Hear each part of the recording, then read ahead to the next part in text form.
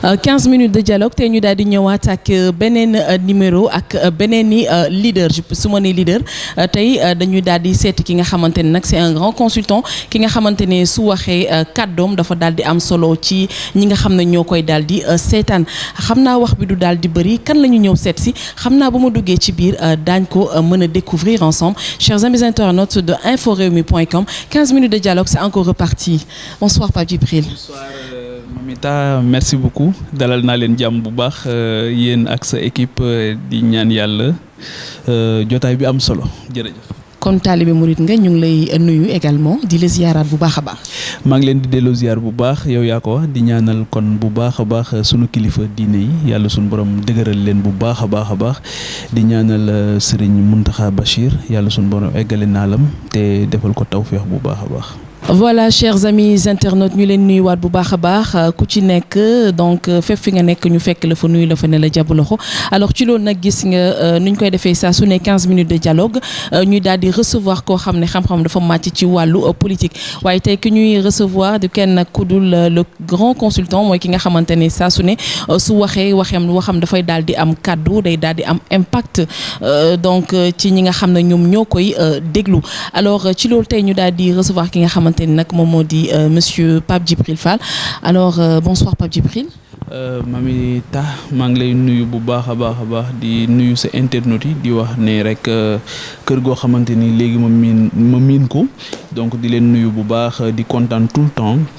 ci di daje ak yéen ngir waxtaane li nga xamante ni moom mooy soxal mbir mi moo soxal réew mi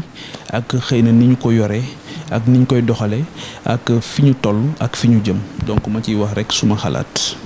d'accord nga siy wax rek sa xalaat temps yi ñu gis nag Pape Djibril Fall fi nga xam ne nag moom moo di place de la nation saa su ne dafay daal di fees presque pratiquement tous les vendredis donc gars yi nee nañ dañ fay nekk te tant que ki nga xam ne moom moo di Aliou Sall démissionné wul ñoom duñ fa daal di jóge loolu lan moom moo di si sa xalaat est-ce que c'est pas un signe d'alerte. xam nga boo yoree réew di ko doxal lu yëngu rek da nga koy bàyyi xel da nga koy déglu et que réew yi nga xamante ni yëpp dañoo fatt seeni nopp njiit yi fatt seeni nopp ne du ñu dégg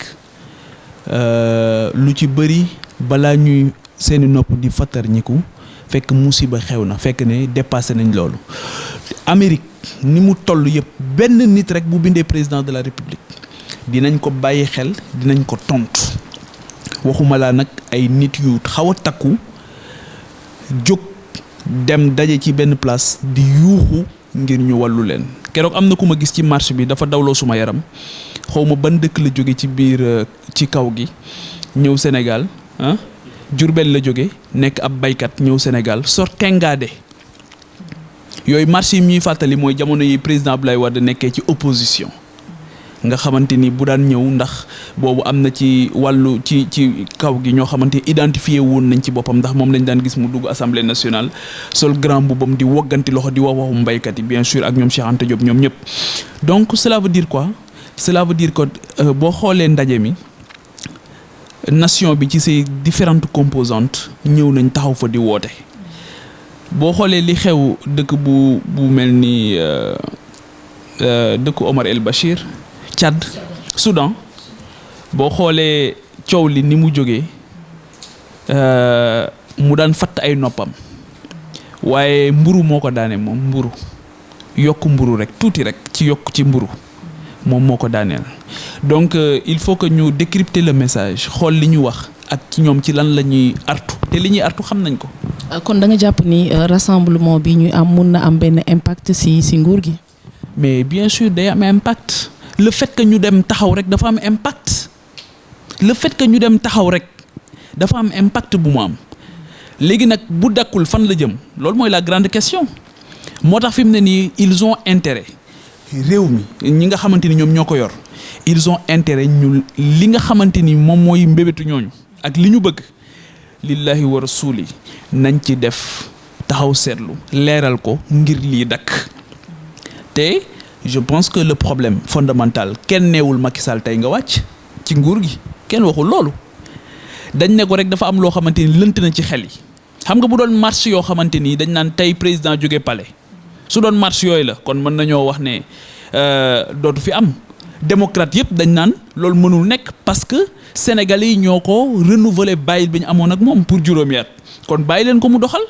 waxuñu loolu ñay xëy di dem foofu ak ñi demul foofu te am jiixi jaaxa ci ne li nga xamante ni feeñ na ci Sénégal mooy pétrole bi ak gaz bi am na lu ci leerul loolu la ñu wax ne nañ ko leeral donc manifestation bi li ma ciy wax mooy nañu ko leeral maa ngi fàttaliku en 2011 2012 am na ñu fi marchoon ba am ku ci faatu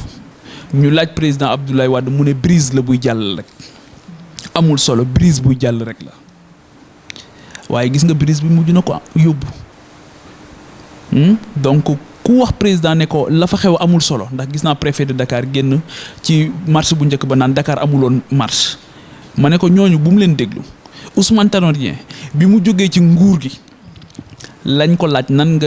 lan nga xam ci homo sénégalensis mu ne maa ngi ko xam bi ma jógee ci nguur gi mu ne ndax tu es à un niveau du pouvoir où toutes les informations qui te sont destinées sont soit réorientées ou déformées moom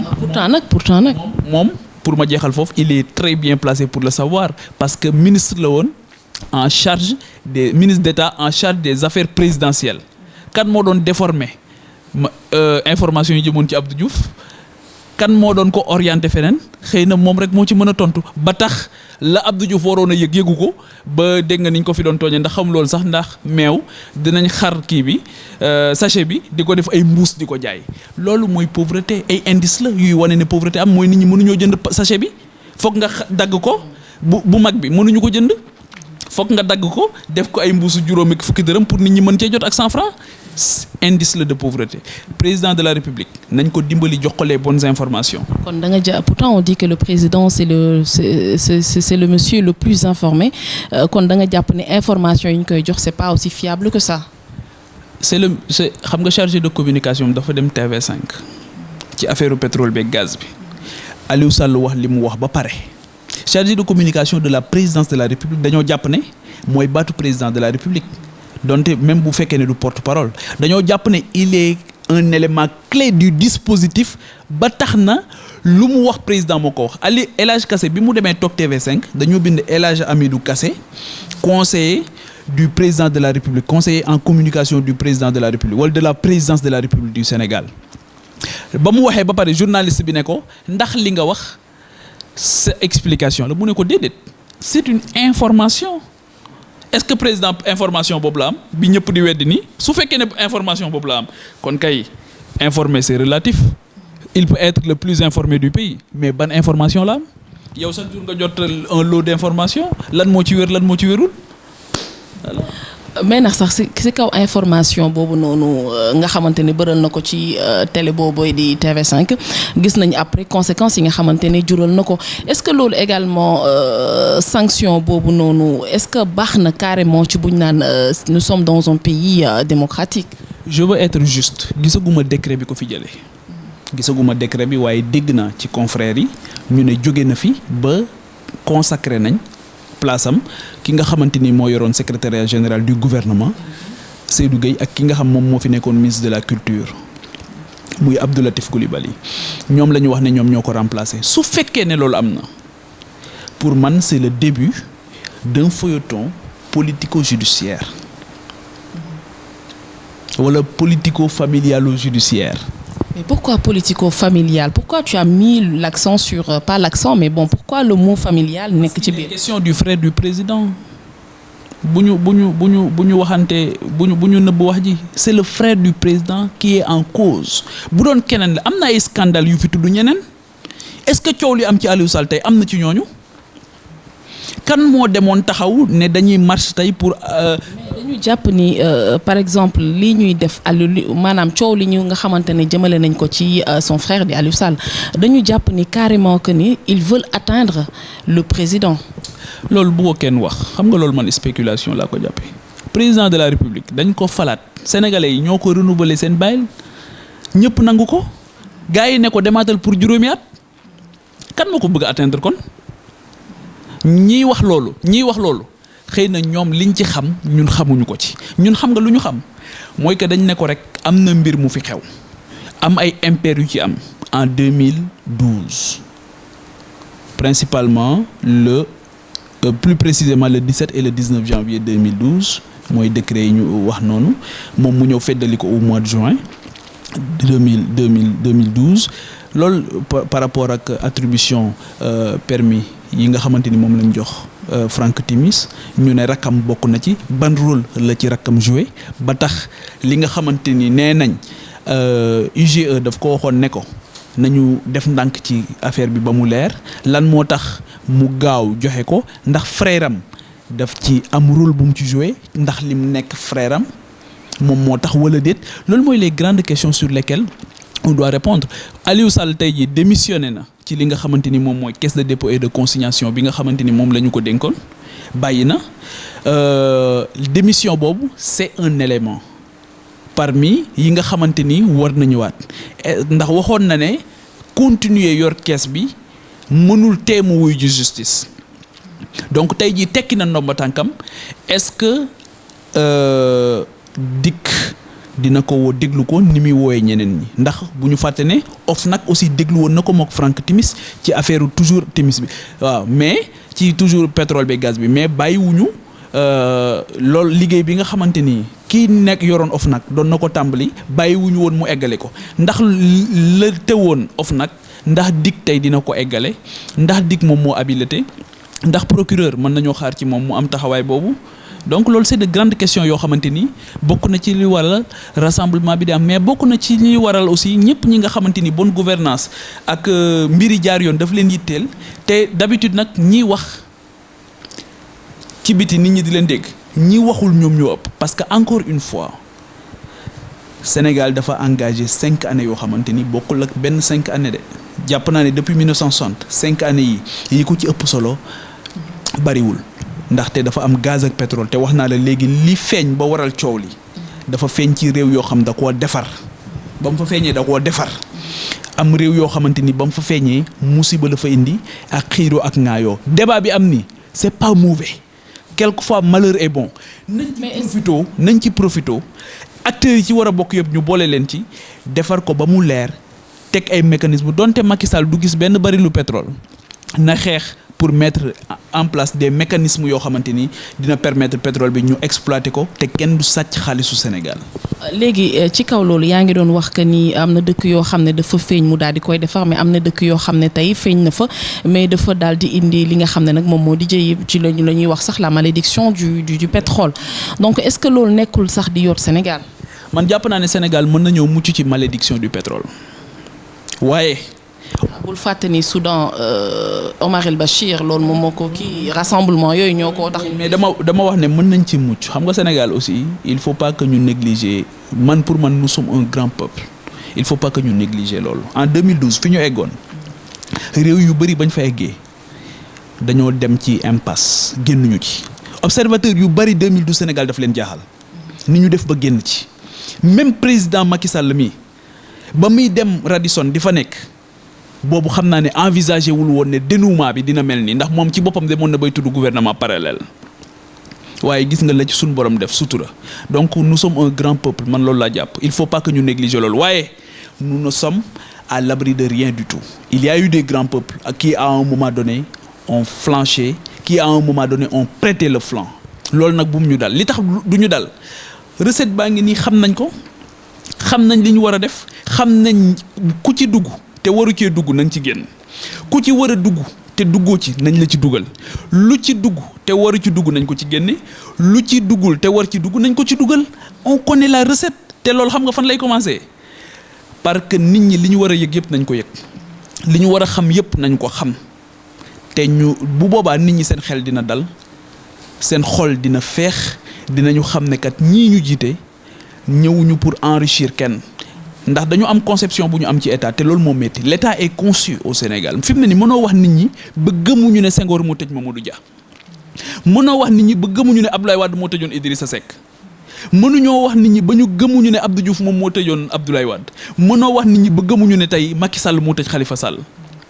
l'état dañ ko percevoir comme un instrument de règlement de compte et d'enrichissement illicite ñaar yooyu tant que réglé wuñu ko dañuy wëraanu rek waaye duñu dem. d'accord d'accord ci kaw loolu sax ñu gis Aliou Sall génn def benn vidéo carrément yor kaamil waat ne liñ ko ciy wax yépp dañ ko cee taqal mais moom jëlu ci taqu ci laalewul foogoon ni waat boobu dina am benn maanaam revirement bu muy def. xam nga bala may ñëw ci loolu dama la bëggoon wax ne gaz beeg pétrole bi li ma ci gën a métti ma wax la ko tey mooy c'est vrai que war nañu xeex pour mu am pour mbir yi leer mais mbir mi am na ba pare gaz beeg pétrole bi am nañ ko ba pare li ñu ci am c'est des quantités astronomiques waa loolu nuñ koy def li ma gën a métti dans ce débat mooy l'absence du ministre de l'industrie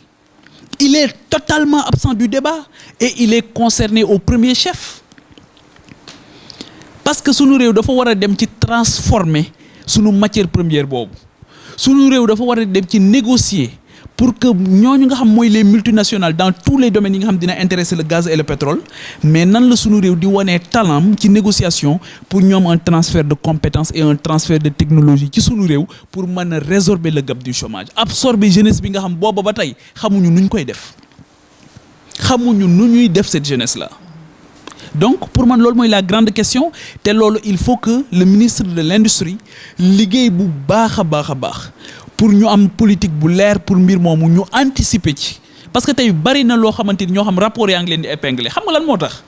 mais du dañ leen di wax ne Khalifa Sall tey ci rapport IGE bi ñuy wax ni rapport bi mësul wax na ñu tëj Khalifa Sall rapport bi dafa wax ne am na mbir mu fa ne kees gu fa ne jàpp nañu ne nañu koy jëfandikoo dëppootul ak yorinu jamono nañu ko xoolaat mais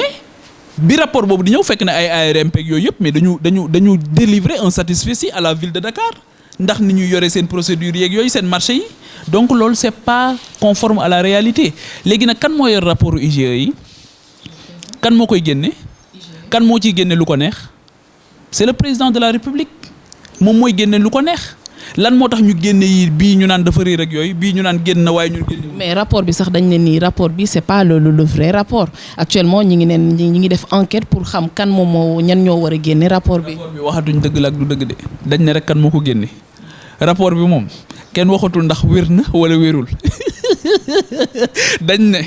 kan moo ko fuité léegi kooku la ñuy wër loolu du débat bi mooy ndax liñ ci wax am na wala amul loolu mooy le débat ba pare dama ciy profité. ne nit ñi génn surtout les politiques di attaquer IGE nañ ko bàyyi ndax IGE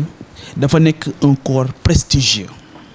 une institution prestigieuse ña fa nekk bu ñu la waxee fa ñu jaar ba egg foofu mérité nañ sunu respect ñun ñëpp ña fa nekk tey jii mënoon nañu am xaalis bu bari bu ñu demoon ci privé bi defuñu ko ils ont décidé de servir l'État au plus haut niveau avec un grand professionnalisme avec une grande loyauté gis nga ñooñu nekk ci institution yooyu politique yi nañu bàyyi di wax ne le rapport de l'IGE ne lit pas le président c'est faux c'est-à-dire que c'est pas un avis comme l'avis d'une autre personne wala d'une autre institution c'est des avis techniques xam nga IGE lu muy def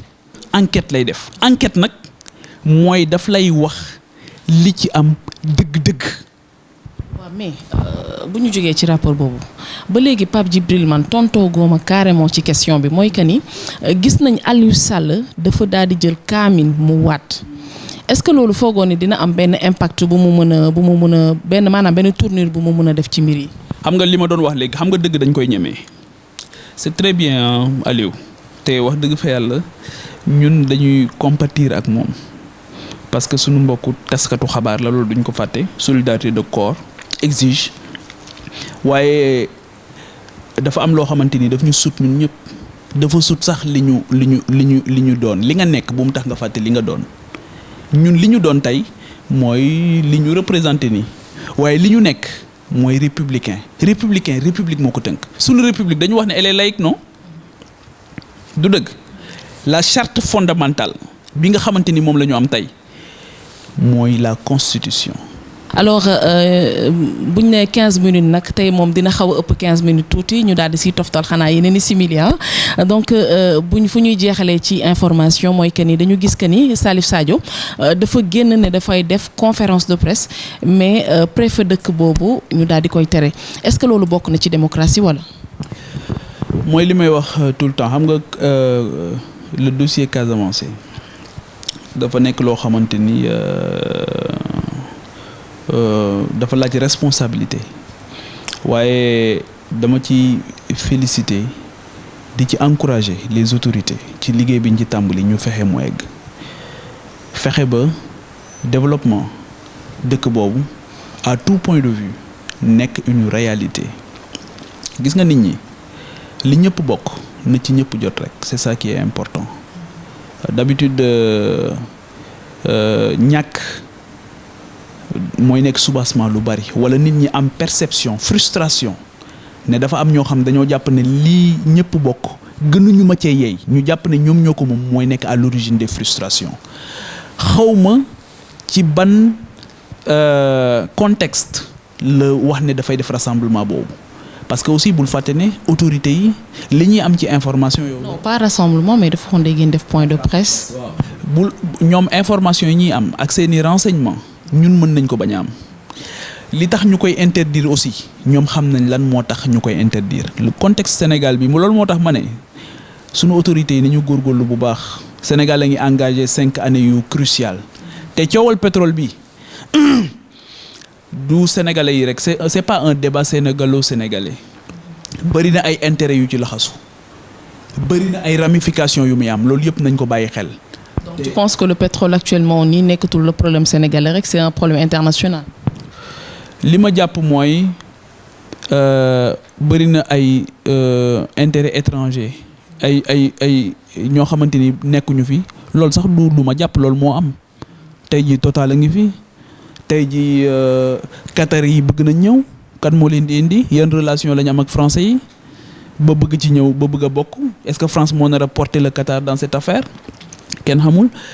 anglais yi ñoo ngi ci à travers BP Cosmos les Américains ñoo ngi ci tous ces États sont très regardants aujourd'hui de ce qui se passe au Sénégal et c'est extrêmement nous sommes tey jii avec la Mauritanie pays frontalier gaz bi daanaka ñoo ko seq ñun ak moom gars yi li ñuy signé ak yow boo moytu loolu la ñuy signé ak yeneen réew yi les intérêts stratégiques les multinationales boo xoolee ay Areva ni ñu def Niger ak yooyu nga xamante ni seen intérêt rek la ñuy défendre seen yoon ci réew mi basculé seen yoon ci kaw seen yoon nekkul ci dara moo tax lii ku ciy wax na ci wax ak responsabilité mais ku ciy wax aussi na ci wax rek ngir jëmmi suñu borom ak bëgg a defar waaye bu ci kenn wax ngir teg ko ci bakkanam bu ci kenn wax ngir positionnement bu ci kenn wax ngir wut tur bu ci kenn wax ngir wut lu mu am nañ ci wax te yàlla tax ak bëgg leeral mbiri leer te ñi war a leeral du yow du man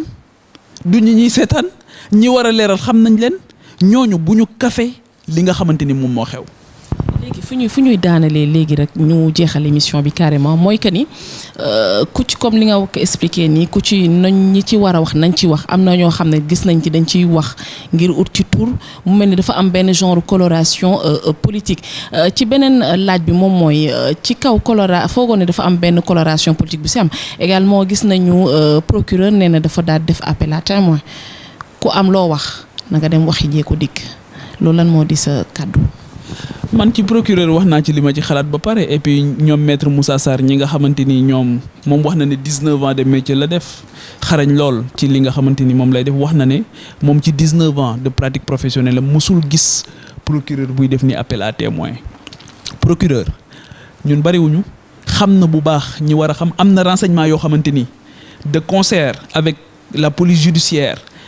avec la section de recherche war na xam ñi ci xam dara war na leen xam bu baax ñooñu na leen yónnee convocation ñëw déglu leen bu fekkee mbir yi bëgg nañ mu leer jaruloon ñu ciy dugal ay digg ak yëpp wala dañuy xaar dig woo ki nga xamante ni moom moo defoon projet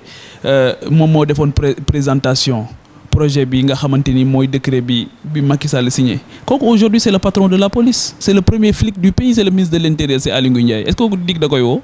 est-ce que gars yoo xaar nga ñu woo seen patron. kon da nga jàpp ni yow fu mu nekk appel à témoin boobu dañ ciy daal def sélection. waxuma ne dañ ciy def sélection am na xam nga am na ñu dem ba foofu ñu ne leen yéen kenn woowu leen ku mel ni Clédor Sène am na ci ñoo xamante ni woo nañ leen déglu leen appel à témoin kay bu fekkee ne da nga koy ñeme moom mu ne ku ci xam dara na dem jàkk jàngoo noonu ku mën a nodd demal nodd mais nit di ñëw di nodd mu ne doo ko fi nodde nañ bàyyi ñëpp nodd ce sera le bazar je suis désolé.